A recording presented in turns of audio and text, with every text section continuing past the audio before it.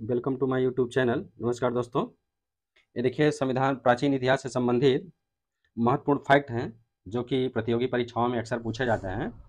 4-5 page के माध्यम से महत्वपूर्ण किताबों से संकलन करके हम आपको देने का प्रयास कर रहे हैं और इसको आप वीडियो को देखिए, अपने दोस्तों को शेयर कीजिए, क्योंकि बूँद-बूँद से घड़ा भरता है। यदि आप छोटे-छोटे वीडियो देख करके आप ज़्यादा तैयारी कर लेते हैं तो समझिए कि बहुत अच्छी बात है और इसमें आपका कुछ जाता नहीं है। आप वीडियो को देखिए और ये सब जानकारी के फैक्ट हैं। यहाँ इस वीडियो में वही सब आपको दिया जा रहा है जो कि विभिन्न प्रतियोगी परीक्षाओं में पूछे जाते हैं, जिससे आपका भी समय बचे 10 किताबों को यहाँ वहाँ से, क्योंकि जो भी चीज़ें दी जा रही है फैक्ट और फिगर के साथ में अच्छे से दी जा रही हैं। तो यहाँ पे देखिए, अभिलेख दिया गया है और शासक हैं और वो जो अभिलेख लिखे गए हैं किस विषय से संबंधित है। देखिए, जैसे पहला है हाथी गुम्फा अभिलेख। यह तिथि रहित अभिलेख है, माने इसमें तिथि का अंकन नहीं किया गया है, डेट का अंकन नहीं किया गया। ये किससे संबंधित है? कलिंग राज खारवेल से है, जिसमें कि वर्णन किया गया है खारवेल के शासनकाल की घटनाओं का क्रमबद्ध वर्णन मिलता है। किसमें है? हाथी गुम्फा अभिलेख। ये आपको अभिलेख और शासक मिलाने के लिए भी आता है। जूनागढ़, जूनागढ़ गिरनार, यानी कि ये गुजरात में है। किससे है? रुद्रदामन से संबंधित है और इसमें दिया गया है रुद्रदामन की विजय में व्यक्तित्व एवं कृतियों का विवरण प्राप्त होता है। किससे? जूनागढ़ अभिलेख से। नासिक अभिलेख महाराष्ट्र में है, गौतमी बलश्री से है। एक गौतमी बलश्री, विषय क्या है इसका? गौतमी पुत्र सातकर्णी के सैनिक सफलताओं तथा सातवाहन अन्य कार्यों का वर्णन मिलता है। प्रयाग स्तंभलेख, ये समुद्रगुप्त से संबंधित है। इसमें समुद्रगुप्त की विजयों और नीतियों का पूरा विवेचन मिलता है। आपको दे देगा प्रयाग स्तंभलेख किससे संबंधित है, वहां पे दिया रहेगा। गुप्त वंश के 2-3 राजाओं के नाम दे दिया रहेगा, या कुछ अन्य वंश के भी राजाओं के नाम दे दिया रहेगा, या दे दिया रहेगा कि इसमें किस विषय से संबंधित है, किसका वर्णन किया गया है। आगे देखिए, मंदसौर अभिलेख, ये मालवा नरेश यशोधर्मन से है, जिसमें कि यशोधर्मन की सैनिक उपलब्धियों का वर्णन मिलता है। आगे यहोल अभिलेख पुलकेशिन द्वितीय से है, जिसमें हर्ष और पुलकेशिन द्वितीय के युद्ध का वर्णन मिलता है, जिसमें कि हर्ष हार गया था और पुलकेशिन विजयी हुआ था। ग्वालियर अभिलेख प्रतिहार नरेश भोज से है, ग्वालियर मध्य प्रदेश में है, जिसमें गुर्जर प्रतिहार शासकों के विषय में विस्तृत जानकारी मिलती है। भीतरी जूनागढ़ अभिलेख, भीतरी, यहाँ पे 2 अभिलेख दिया गया है, भीतरी आपका है और जूनागढ़ अभिलेख स्कंदगुप्त से संबंधित है। यहाँ पे देखिए, स्कंदगुप्त के जीवन की अनेक महत्वपूर्ण घटनाओं का वर्णन इससे मिलता है, भीतरी तथा जूनागढ़ अभिलेख से। देवपाड़ा अभिलेख पश्चिम बंगाल में है। बंगाल शासक विजयसेन, विजयसेन के शासन की महत्वपूर्ण घटनाओं का वर्णन किया गया। इस तरह से ये देखिए, इतिहास के फैक्ट फिगर के हैं, बहुत ही महत्वपूर्ण है। यहाँ से 1-2 क्वेश्चन कभी पूछ ही लिए जाते हैं।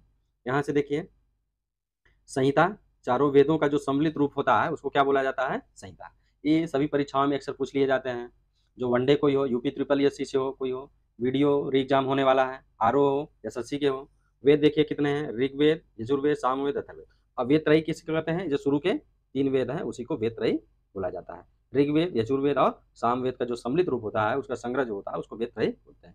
उपनिषद कितने हैं? कुल मिलाकर के 108 हैं और जिसमें से 12 प्रमाणिक हैं। वेदांग यानी वेद के अंग कितने हैं? यहाँ पे 6 अंग देखिए पूछे जाते हैं। इसमें विकल्प में दे दिया रहता है कौन सा है कौन सा नहीं है। शिक्षा, उच्चारण विधि, कल्प यानी कर्मकांड, व्याकरण, निरुक्त, भाषा विज्ञान, छंद और ज्योतिष। कल्प सूत्र में देखिए क्या क्या है? श्रौत सूत्र है, गृह सूत्र है और धर्म सूत्र है। धर्म सूत्र से ही स्मृत ग्रंथों का विकास हुआ है। आगे देखिए, व्याकरण ग्रंथ कौन कौन से हैं?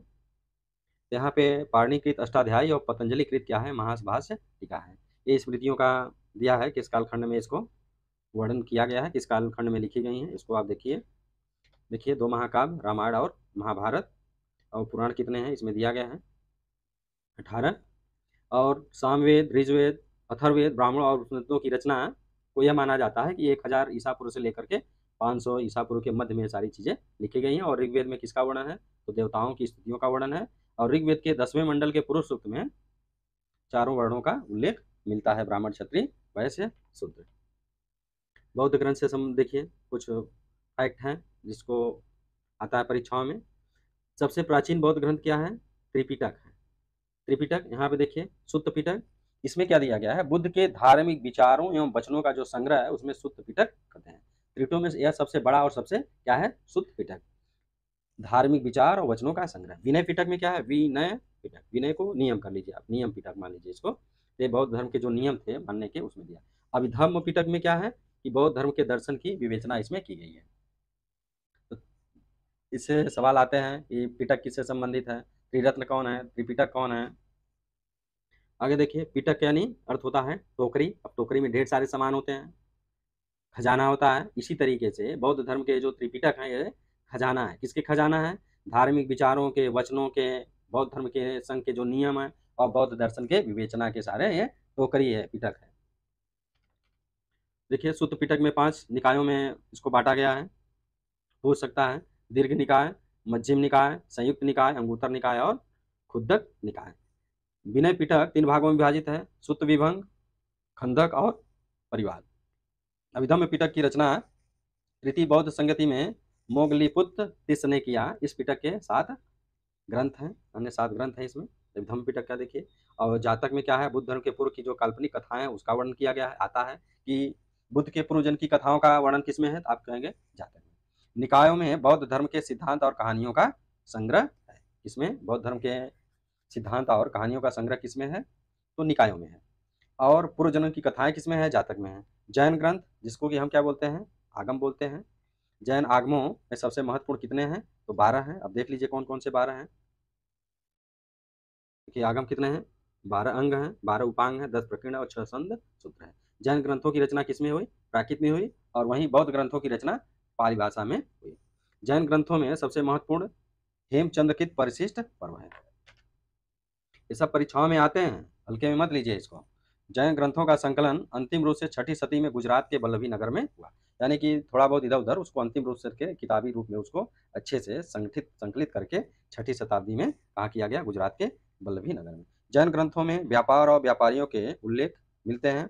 भगवती सूत्र में क्या दिया गया है, महावीर के जीवन तथा 16 महाजनपदों का वर्णन है, जिसमें से कि 8 तो आपके यूपी में ही है। और अंगुत्तर निकाय में भी 16 बौद्ध धर्म के ग्रंथ अंगुत्तर निकाय में भी 16 महाजनपदों का उल्लेख मिलता है। आगे देखिए, यहाँ देखिए दिया है, स्थल दिया है, उत्खनन वर्ष, उत्खननकर्ता और उसकी स्थल की स्थिति क्या है, यहाँ पे पूछ लिए जाते हैं। ये वीडियो प्राचीन इतिहास से संबंधित है।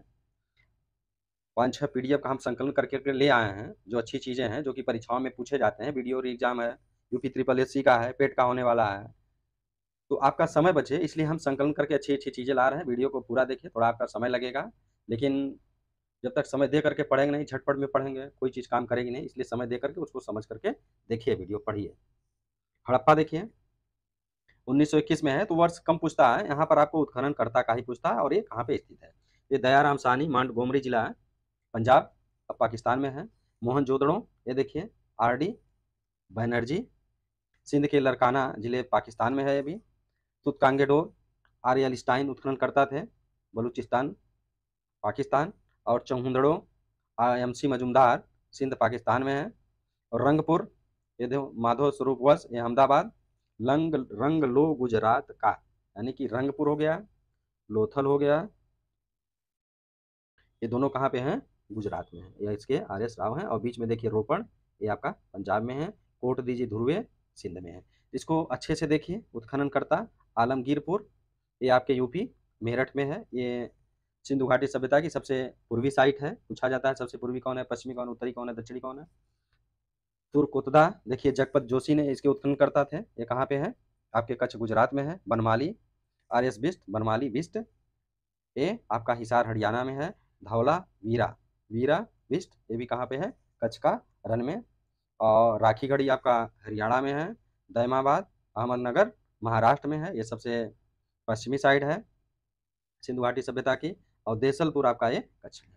इस तरह से आपने देखा कि उत्खनन स्थल कौन से हैं, उसके उत्खननकर्ता कौन है और इसकी स्थिति कहाँ पर। इसके 1-2 सवाल आ जाते हैं यहाँ से। अब देखिए, इसी प्राचीन इतिहास से ही संबंधित है कि ये जो स्थल है किस नदी के तट पर है, क्योंकि पूछ लेता है। मोहनजोदड़ो कहाँ पे है, किस नदी पे है। यहाँ पे देखिए, मोहनजोदड़ो जो आपका है ये किस नदी पर है, सिंधु नदी पर है।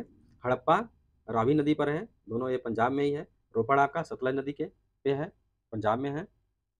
और सिंधु और ये रावी, ये जो दोनों है साइड क्या है, पाकिस्तान में है। रोपड़ आपका पंजाब में हो गया। मांडा ये आपका चिनाब जम्मू कश्मीर में। कालीबंगा घग्गर नदी, और इसको प्राचीन में सरस्वती या द्वती बोलते थे। लोथल भोगवा नदी पे है, अभी आपने देखा कि गुजरात में है। सुतकांगेडोर दास नदी में है। बालाकोट बिंदार अरब सागर तट पे है। और सुतकाकोह सादिकौर अरब सागर में। आलमगीरपुर हिंडन नदी यूपी में है। और रंगपुर क्या है, मादन नदी गुजरात में है। कोट दीजी सिंध पाकिस्तान में है। बनमाली हरियाणा में है। प्राचीन में ये सरस्वती नदी। चन्हूदड़ो सिंधु नदी। इस तरह से आपने देखा कि प्राचीन जो सिंधु घाटी के स्थल हैं वो पहले वीडियो में आपने इसके पहले पीडीएफ में देखा कि कहाँ पे है, उसके उत्खनन कर्ता कहाँ कौन है, और इसमें देख रहे हैं ये जो स्थल है कहाँ कहाँ पर किस नदी के किनारे है। इस तरह से ये वीडियो यहीं पे समाप्त होता है। वीडियो को देखिए अच्छे से और अपने दोस्तों को शेयर कीजिए। बहुत बहुत धन्यवाद।